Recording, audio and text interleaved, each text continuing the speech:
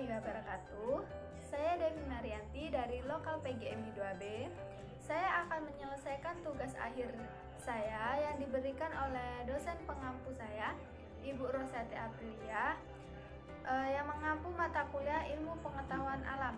Baiklah, saya mengambil tema tentang vertebrata, yaitu mengklasifikasikan dan ciri-ciri hewan vertebrata. Apa yang dimaksud dengan vertebrata?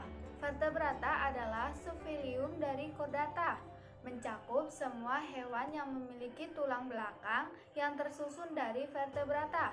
Vertebrata ini memiliki sistem otot yang banyak terdiri dari pasangan massa dan juga sistem saraf pusat yang biasanya terletak di dalam tulang belakang. Baiklah, ciri-ciri hewan vertebrata ini adalah hewan vertebrata memiliki ruas-ruas tulang belakang sebagai perkembangan dari notokonda.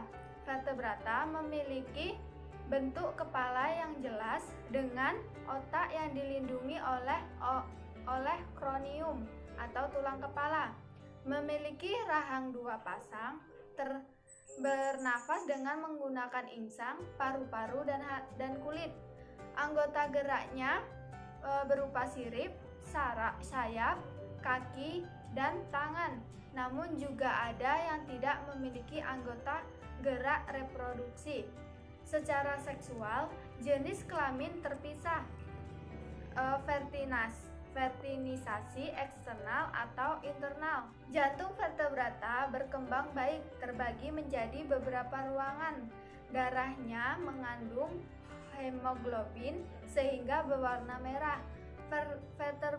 Vertebrata ini memiliki sepasang mata, umumnya juga memiliki sepasang telinga. Selanjutnya adalah klasifikasi hewan vertebrata. Satu adalah Pisces atau ikan. Pisces ini merupakan salah satu kelas dalam pengklasifikasian hewan, merupakan binatang yang hidup di dalam air.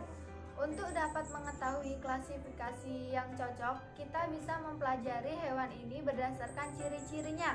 Baiklah, berikut ini adalah ciri-ciri Pisces. Yang bagian A itu hewan yang tinggal di tubuh di dalam air.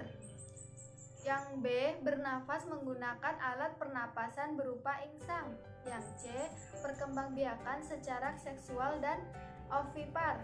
Yang D, alat geraknya menggunakan sirip. Yang E, memiliki peredaran darah yang tertutup. Dan F, itu memiliki sisik pada tubuhnya yang berguna sebagai rangka luar dari tubuhnya. Hewan Pisces ini dibagi menjadi 3 kelas, yaitu 1. Agnota. Apa itu agnota? Agnota adalah jenis hewan yang hidupnya di dasar perairan, laut, dan air tawar. Nah, jenis makanannya itu adalah sejenis bangkai atau parasit. Pada ikan lainnya, kelas yang terakhir adalah ikan bertulang sejati.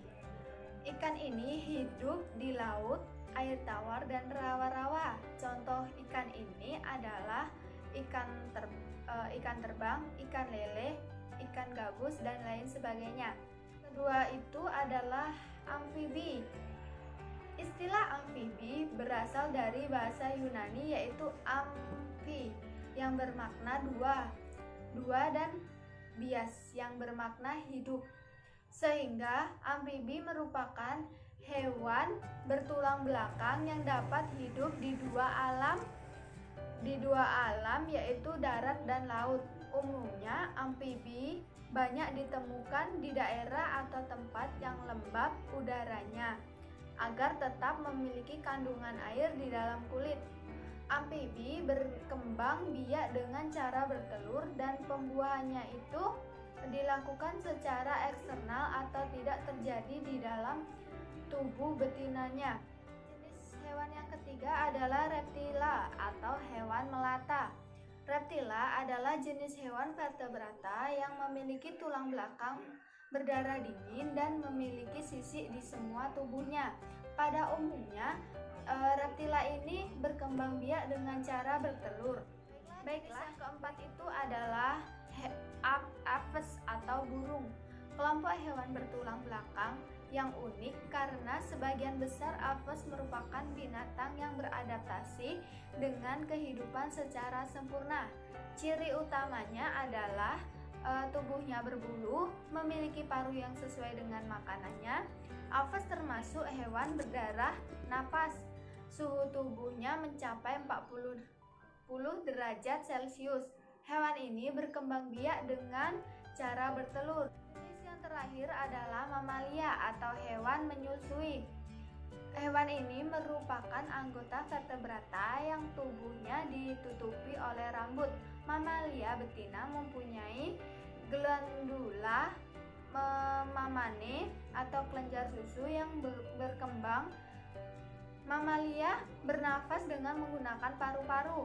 Jantungnya terdiri 4 ruang, 2 serami dan 2 bilik. Dengan sekat yang sempurna, otak berkembang sangat baik. Suhu tubuh mamalia homoitrem. Ginjalnya bertipe metanefros, memiliki 2 ureter yang mengalirkan urin ke kantung kemih. Itulah tadi penjelasan materi hari ini. Apabila terdapat kesalahan dalam penyampaian materi, saya mohon maaf dan kepada Allah saya mohon ampun. Saya akhiri, wabillahi taufiq wal hidayah. Wassalamualaikum warahmatullahi wabarakatuh.